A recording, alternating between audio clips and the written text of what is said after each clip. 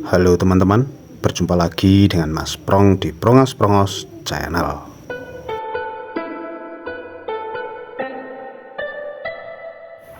Pada kesempatan kali ini saya akan membahas permainan catur antara Magnus Carlsen melawan juara dunia saat ini, Ding Liren.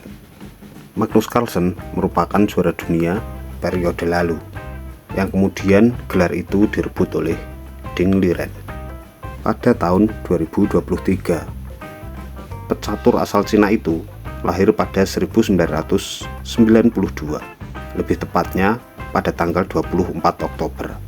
Artinya, ia meraih gelar juara dunia di usianya yang ke-21.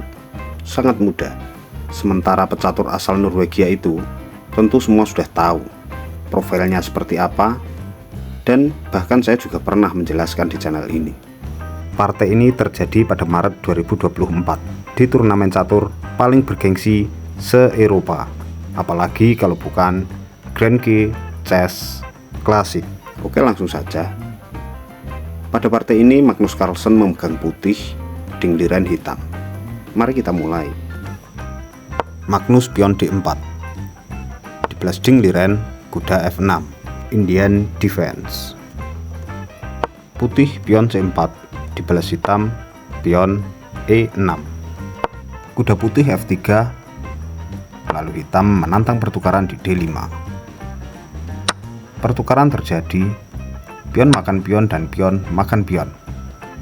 Kini kuda putih satunya ke C3, dibalas hitam C6, melindungi pion D5. Gajah gelap putih F4, dibalas hitam gajah terangnya ke F5, pion putih ke E3, dan kuda hitam ke D7. Kuda putih ke H4 mengancam gajah terang hitam, lalu gajah terang hitam ke E4. Gajah ini begitu mengganggu sehingga Magnus mengusirnya dengan pion F3. Tentu gajah pergi, ia pergi ke G6. Dan lihat posisi ini teman-teman. Ding Liren tentu menyadari bahwa Magnus Carlsen merupakan pemain catur dengan ending terbaik, sehingga ia berusaha merusak tatanan pion Magnus Carlsen. Ia akan mengancam gajah dengan kuda ke H5. Jika gajah pergi, ia hanya bisa pergi ke G3 dan ia akan termakan di situ sehingga pion Magnus tertumpuk. Jika ia tidak pergi, sama saja ia dimakan di situ dan pion F yang tertumpuk. Tentu Magnus Carlsen menyadari itu, sehingga ia memajukan pion G ke G4. Hitam mengubah rencana dengan membawa gajah ke E7. Lalu Magnus memakan gajah terangnya, sehingga pion hitamlah kini yang tertumpuk. Dengan langkah-langkah ini, terlihat bahwa Magnus Carlsen telah menyiapkan diri untuk bermain endgame nanti. Lanjut, Menteri Magnus ke C3, persiapan rokade panjang. Kuda Liren ke F8, persiapan ke E6. Magnus rokade panjang. Dan ya, kuda Liren ke E6. Gajah putih terancam dan ke G3. Kini gajah gelap hitam menantang pertukaran, dan putih menolak. Menteri hitam memperkuat diagonal gajahnya.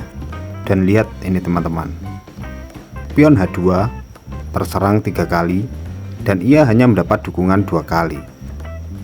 Jika benteng memakan, maka benteng balas memakan, lalu gajah hitam memakannya. Setelahnya, Magnus mengorbankan pionnya ke G5 dengan mengancam kuda. Tentu kuda memakan. Lalu setelah itu, pion putih ke F4 mengancam kuda sekaligus mengancam gajah, sehingga hitam rugi perwira. Oleh sebab itu Magnus melakukan langkah tunggu dengan raja ke B1.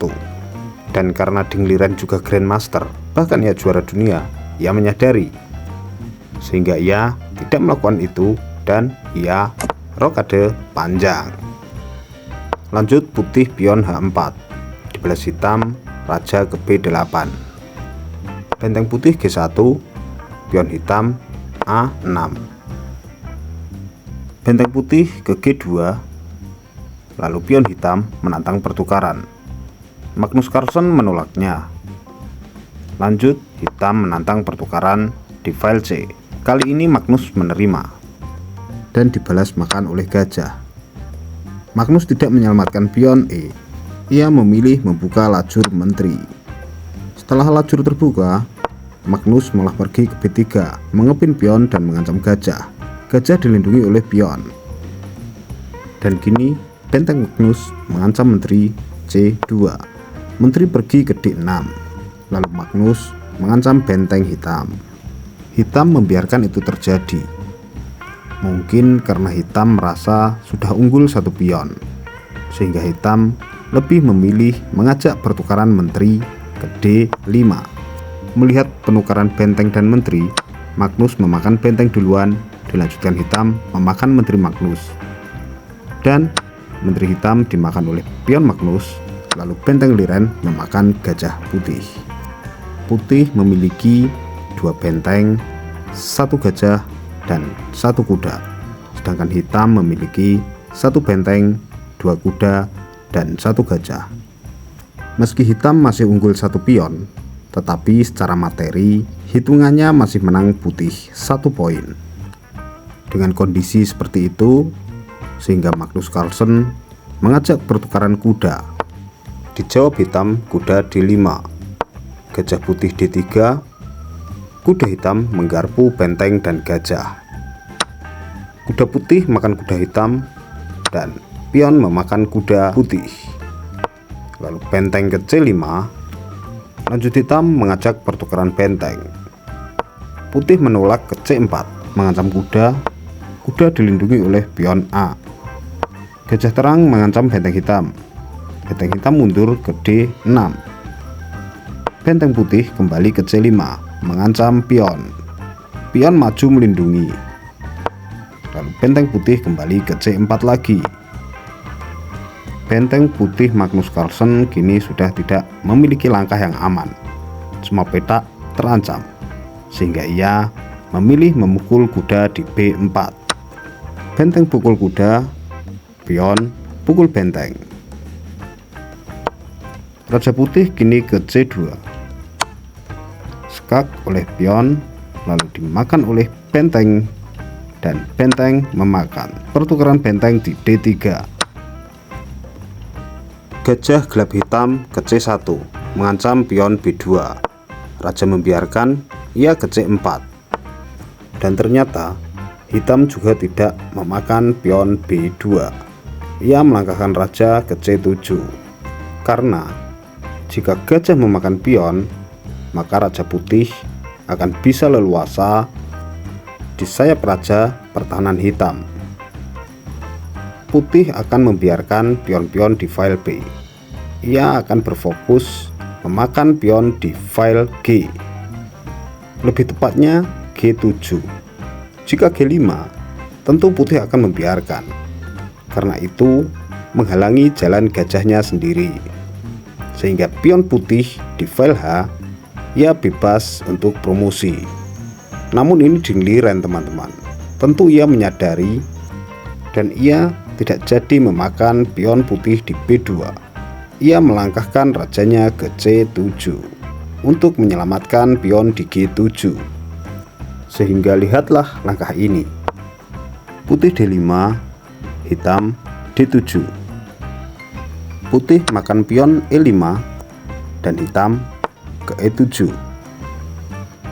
Putih F5. Dingliren bisa bermain tempo gajah D2.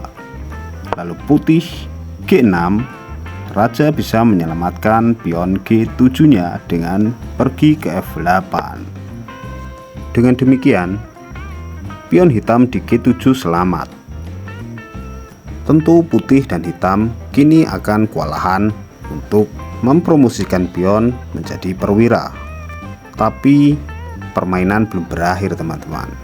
Gajah putih D5, gajah hitam C1.